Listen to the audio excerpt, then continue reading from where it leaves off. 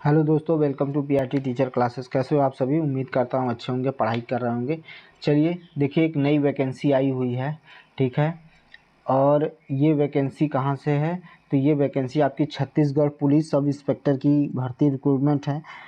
अब जैसे बीटीसी किए हुए कुछ बच्चे क्या हैं, बीएड किए हुए कुछ बच्चे रेलवे की भर्ती भी देख रहे हैं, तो इसी के साथ साथ आपकी ये भी भर्ती आपको देखने को मिलेगी, ठीक है। और इस भर्ती में आपको देखिए, सूबेदार की पोस्ट, सब इंस्पेक्टर की पोस्ट, ठीक है। उसके बाद सब इंस्पेक्टर एसआई की पोस्ट है, ठीक है। और फिर क्या है, प्लाटून कमांडर की पोस्ट है, ठीक है। ये सारी भर्तियां आई हुई हैं और टोटल इसमें सीट है 300, ठीक है। टोटल सीट आपका इसमें देखने को आपको मिलेगा, टोटल सीट आपको देखने को मिलेगी 341 सीट देखने को मिल रहा है, ठीक है। 341 सीट आपको देखने को मिलेगी। और देखिए, जो छत्तीसगढ़ के लोग हैं उनके लिए जो फीस है डोमिसाइल, यानी छत्तीसगढ़ का जिनके पास डोमिसाइल है उनके लिए जो फीस है वो ज़ीरो है, यानी 1 रुपये भी नहीं देना है, ठीक है। एक चीज़ तो ये हो गई। लेकिन जो अदर स्टेट के कैंडिडेट हैं उनके लिए जो फीस है वो 400 रुपये है। उनके लिए कितनी फ़ीस है? 400 रुपये है, ठीक है।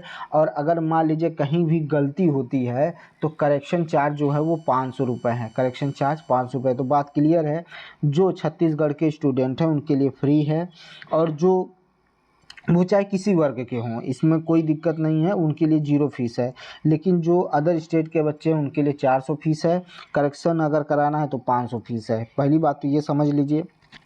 इसके साथ साथ आपको अब ये क्या समझना है क्या नहीं, ये चीज़ को ध्यान दीजिएगा, उस पर हम चर्चा कर लेते हैं, ठीक है। और इसका जो एप्लीकेशन का डेट है वो दिया है 23/10/2024 से ऑनलाइन शुरू होगा, और ये चलेगा आपका 21/11/2024 तक इसका लास्ट डेट है, ठीक है। ये ज़रूर कर लीजिएगा। और इसका एग्ज़ाम भी टाइम से होगा, ठीक है, याद रखिएगा। करेक्शन डेट दिया है 22 से 24 नवंबर के बीच में। मैंने आपको ये सारी चीज़ें बता दी।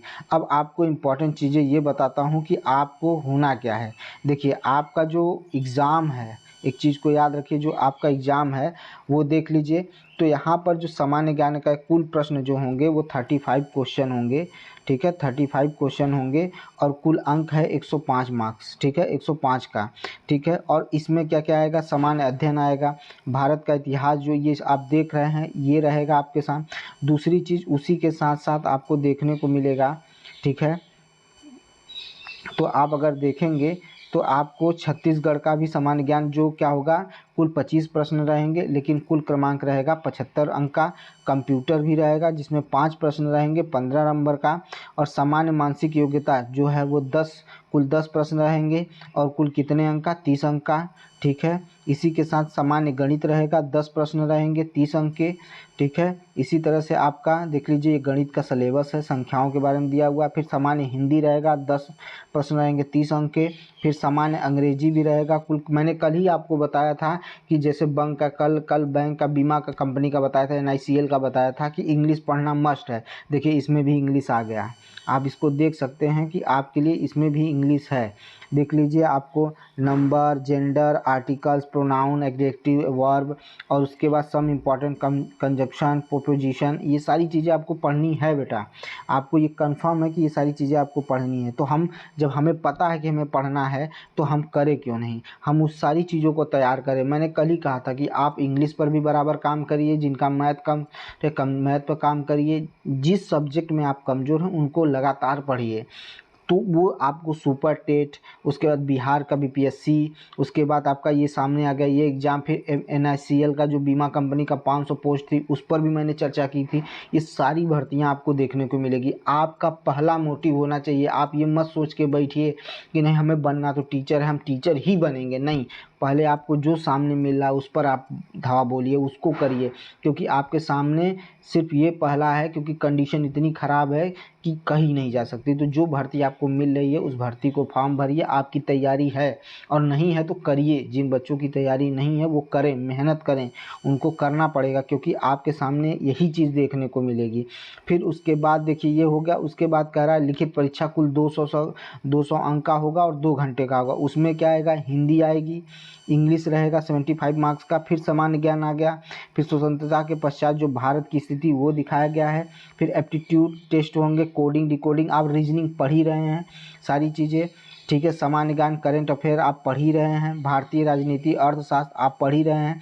मैंने कल ही बोला था आपसे, कल ही बोला था कि बेटा NCERT मस्ट है, ये देख लीजिए, इसमें भी NCERT से ही क्वेश्चन उठेंगे, ये कंफर्म है, ये दावा मैं कर रहा हूँ कि NCERT से क्वेश्चन आने वाले हैं। एकदम क्लियर रहिए, कोई उसमें सोचने वाली बात नहीं है।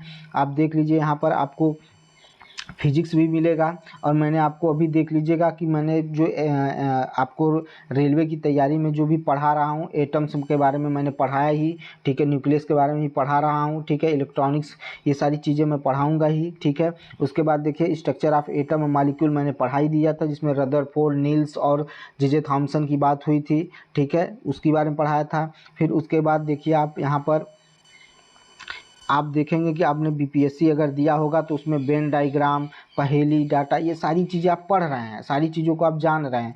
तो जब हमें पता है कि हमें यही सब चीज़ें पढ़ना है, अभी आज ही देखिए, आज ही आपको अभी कुछ देर पहले मैंने मेजरमेंट और यूनिट्स पढ़ाया है, आप जाकर देखिए, ये क्लास 11 का है, चैप्टर है मेजरमेंट एंड यूनिट्स, अभी कुछ देर पहले मैंने वीडियो को अपडेट किया है, आप ज़रूर उसको देखिए, बार बार तैयार करिए, करंट अफेयर पढ़िए, सारी चीज़ें देख लीजिए, आपको ये सिलेबस आपके सामने है, सारा सिलेबस देख लीजिए और इसको पढ़िए, ठीक है। और बस आपसे यही है कि आप पहले ये सोचिए कि पहले मुझे जॉब कहाँ मिलेगी, ठीक है, पहला आपका मोटिव होना चाहिए कि आप जॉब लीजिए। तो ये वैकेंसी अच्छी खासी वैकेंसी है, छत्तीसगढ़ से आई हुई है, और इसका एग्ज़ाम भी टाइम टू टाइम हो जाएगा।